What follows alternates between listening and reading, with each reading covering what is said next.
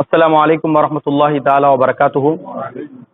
الصلاۃ والسلام علیکہ یا رسول اللہ، الصلاۃ والسلام علیکہ یا حبیب اللہ، الصلاۃ والسلام علیکہ یا نبی اللہ وعلی آلہ و اصحابہ اجمعین۔ معزز سامعین و ناظرین محترم، 22 رجب المرجب یوم وصال جلیل القدر صحابی سیدنا امیر معاویہ رضی اللہ تعالیٰ عنہ کے وفات اور آپ کے وصال کا دن ہے۔ اس نسبت سے سیدنا امیر معاویہ رضی اللہ تعالیٰ عنہ کے مقام و مرتبہ اور آپ کے فضائل و مناقب پر کچھ باتیں گوشے گزار کرتا چلو۔ ناظرین محترم، حضرت امیر معاویہ رضی اللہ تعالیٰ عنہ اس صحابی رسول ہیں اور آپ کی صحابیت متحقق ثابت ہے، اور آپ نے فتح مکہ سے قبل اسلام کو قبول فرمایا، اور آپ نے فتح مکہ کے بعد اپنے اسلام کو ظاہر فرمایا، اور صحابی رسول کے ساتھ ساتھ آپ کاتب وحی بھی ہیں اور برادر نسبتی بھی ہیں۔ رسول اکرم سرور دو عالم صلی اللہ تعالی وسلم کی زوجہ محترمہ حضرت ام المومنین ام حبیبہ رضی اللہ تعالی عنہا کے بھائی حضرت امیر معاویہ رضی اللہ تعالیٰ عنہ، کئی رسول اکرم سرور دو عالم سے آپ کی قرابت داریاں ہیں، رشتہ داریاں ہیں، اور سب سے بڑی فضیلت یہ ہے کہ آپ صحابی رسول ہیں۔ صحابی رسول ہونا ہی بہت بڑی فضیلت کی بات ہے، جیسا کہ شیخ الاسلام بانی جامعہ حافظ امام انوار اللہ فاروقی رحمۃ اللہ تعالیٰ نے اپنی کتاب میں ارشاد فرمایا کہ اللہ رب العالمین نے عالم ارواح میں جس کے قلوب کو سب سے زیادہ مجلہ پایا، مصفہ پایا، صاف پایا، ان کو رسول اکرم سرور دو عالم کی صحابیت کے لیے انتخاب فرمایا۔ تو صحابی جو بھی صحابی ہوئے وہ صحابی بعد میں ہوئے، انتخاب پہلے کیا گیا۔ آقا علیہ الصلوۃ والسلام کی صحبت میں رہنے والے، معیت میں رہنے والے، جو جن کو صحابہ ہونے کا شرف حاصل ہوا ہے، اللہ رب العالمین نے انتخاب پہلے کیا ہے اور بعد میں ان کو صحابی بنایا۔ تو الغرض امیر المومنین حضرت امیر معاویہ رضی اللہ تعالی عنہ کی جو ہے بہت بڑی فضیلت بھی ہے، سب سے بڑی فضیلت آپ کی صحابی ہونے کی بھی ہے۔ اس کے ساتھ ساتھ مزید جو آپ کی فضیلت ہے کہ رسول اکرم سرور دو عالم صلی اللہ تعالی وسلم کی زبانی آپ کے فضائل و مناقب بھی بیان کیے گئے ہیں۔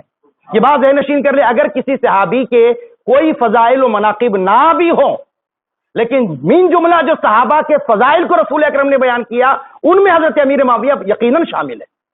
اگر ان کی فضیلت میں، منقبت میں کوئی روایت اگر کوئی کہتا ہے کہ صحیح نہیں ہے، لیکن صحیح روایات، حسن روایات موجود ہیں، صحیح روایات آپ کے فضائل میں موجود ہے، لیکن اگر کوئی کہتا ہے میں نہیں مانتا امیر معاویہ کے فضائل کو، تو من جملہ جو آقا علیہ السلام نے جو صحابہ کے فضائل کو بیان کیا، ان میں حضرت امیر معاویہ پہلے سے ہی شامل ہیں۔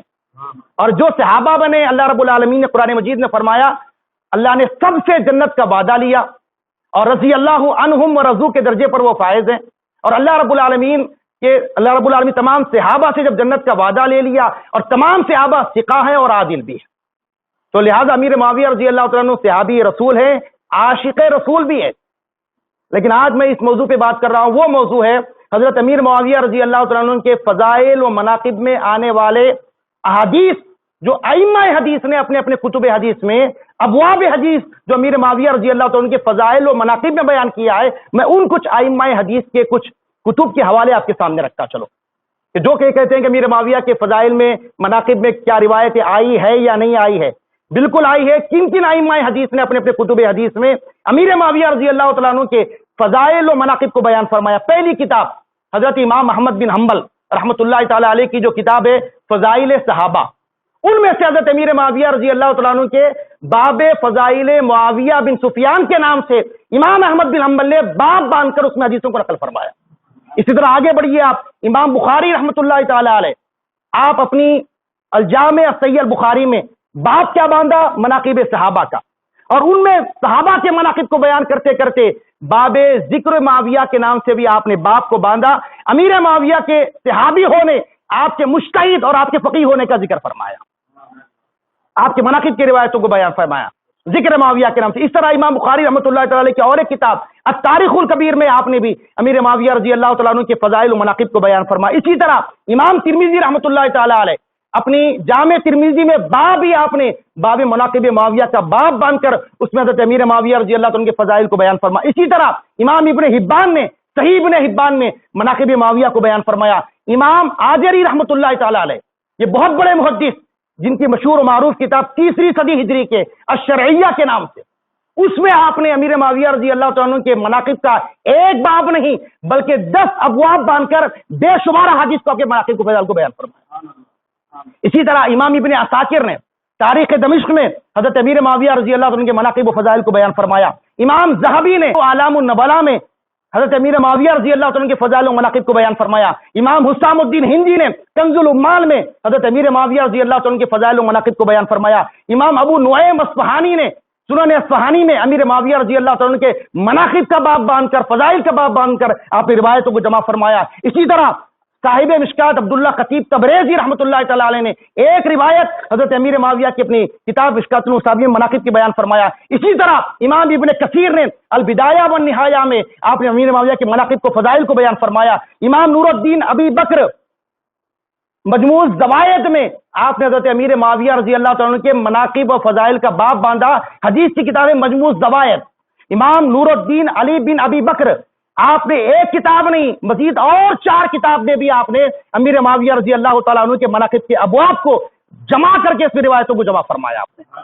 اسی طرح امام ابو بکر امام ابو القاسم ہبۃ اللہ امام ابو القاسم ہبۃ اللہ شرح اصول اعتقادی اہل سنہ میں امیر معاویہ رضی اللہ تعالیٰ عنہ کے فضائل و مناقب کو بیان فرمایا۔ اسی طرح امام ابو بکر احمد بن الخلال نے السنہ میں حضرت امیر معاویہ رضی اللہ عنہ کے فضائل و مناقب کو بیان فرمایا۔ اسی طرح امام عبد الحق الشبیلی رحمۃ اللہ تعالی علیہ نے آپ نے الشریعۃ الکبریٰ میں فضائل امیر معاویہ رضی اللہ عنہ کو بیان فرمایا۔ اندازہ کیجئے یہ 25 کتب کی فہرست میں نے 15 کتابوں کے حوالے رکھے آپ کے سامنے۔ یہ 15 کتب حدیث یعنی دوسری صدی سے لے کے جو 14ویں صدی 15 صدی تک لوگ کہتے ہیں نا بھائی، لوگ کہتے ہیں امیر معاویہ کے فضائل میں 1200 سال میں کسی نے مناقب کو نہیں بیان کیا۔ یہ کتنی بڑی نادانی کی بات ہے۔ ارے اتنے ائمہ حدیث نے حضرت امیر معاویہ رضی اللہ تعالیٰ عنہ کے فضائل کو مناقب کو اپنے اپنے کتب میں ایک کتب میں نہیں بلکہ جتنے حدیث کے کتب ان ائمہ حدیث نے لکھا سبوں نے بالاتفاق امیر معاویہ رضی اللہ تعالیٰ عنہ کے فضائل و مناقب کو بیان فرمایا۔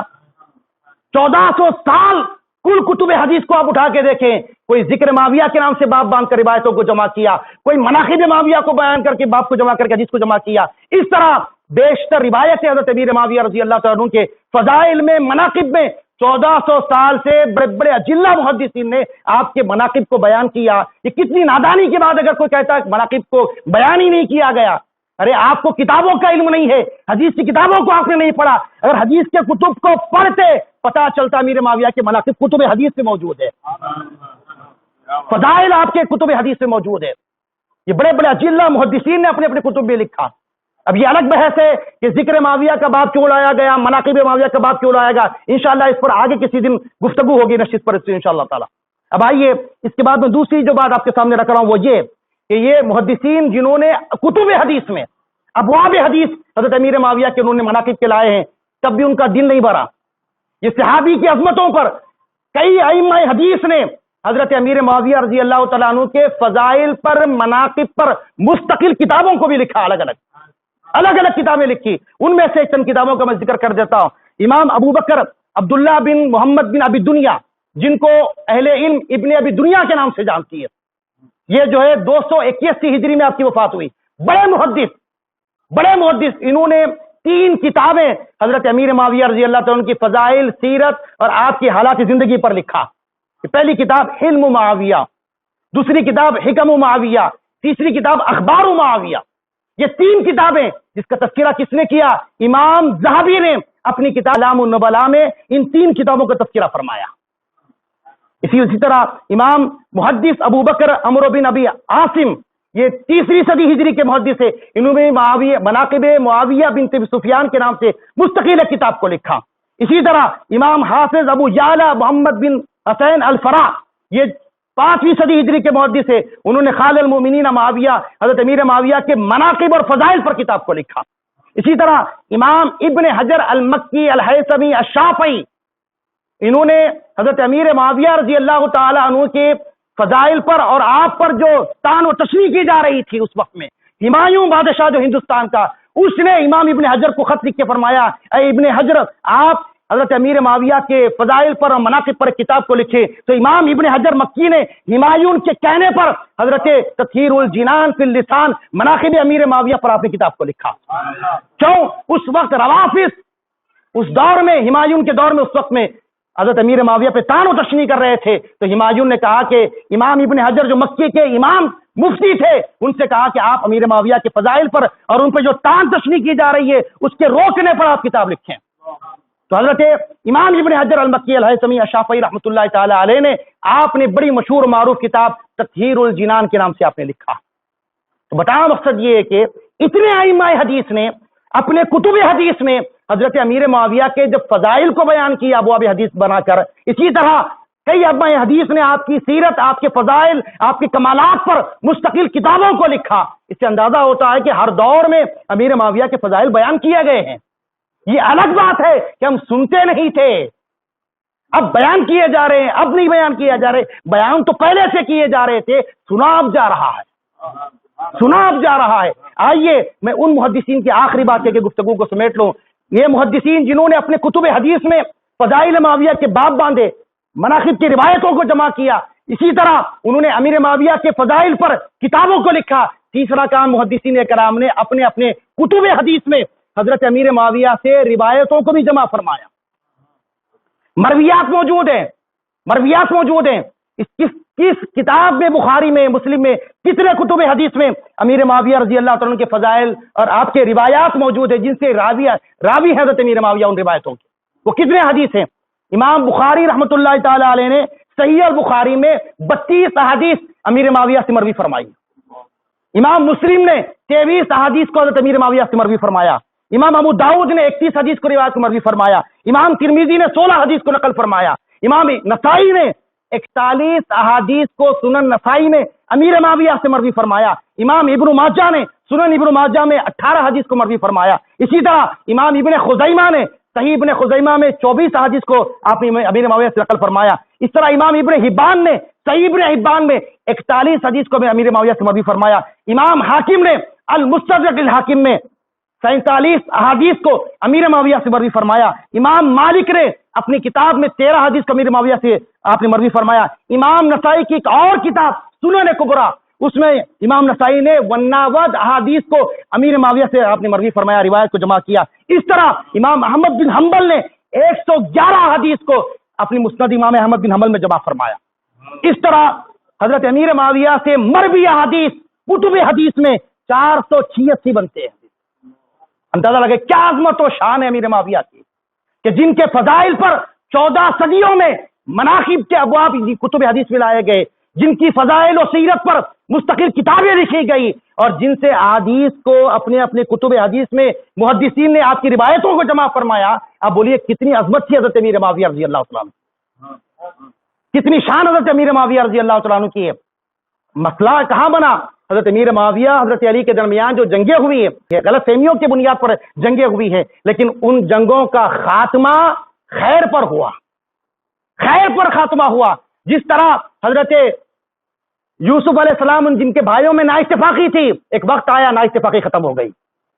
حضرت حاجرہ حضرت سارہ کے درمیان غلط فہمیاں تھی، ایک وقت آیا وہ غلط فہمیاں ختم ہو گئی. کچھ چیزیں اختتام خیر پر ہوا. اسی طرح یہ جو جنگیں صحابہ کرام کے درمیان غلط فہمیوں کی بنیاد پر ہوئی ہے، ان کا خاتمہ خیر پر ہوا ہے، خیر پر ختم ہوا ہے. حضرت امیر معاویہ رضی اللہ تعالیٰ عنہ صحابہ سے حضرت مولا علی کے فضائل کو شان کو سنا کرتے تھے. حضرت امیر معاویہ کے فضائل بیان کرنے کا یہ مقصد ہرگز نہیں ہے کسی سنی کا کہ ان کا مقام حضرت علی کے برابر ہو گیا. نہیں، جس کے جو مقام ہے، جس کو اللہ اس کے رسول نے دے دیا، اس کا وہی مقام ہے. لیکن یہاں پر احترام صحابیت ہے. اپنی زبانوں کو بند کریں، ہر ایک کی عظمتوں کو ہم اپنے دلوں میں بٹھائیں. یہ چند باتیں آپ کے سامنے رکھی گئی. اللہ رب العالمین کے حضور دعا گو پروردگار عالم ہم سب کو مولا جمیع صحابہ و اہل بیت سے محبت کرنے کی توفیق عطا فرما. الہ العالمین تمام صحابہ کا احترام کرنے والا بنا. ہمارے گناہوں کو، خطاؤں کو معاف فرما. وما علینا الا البلاغ، وآخر دعوانا ان الحمد للہ رب العالمین.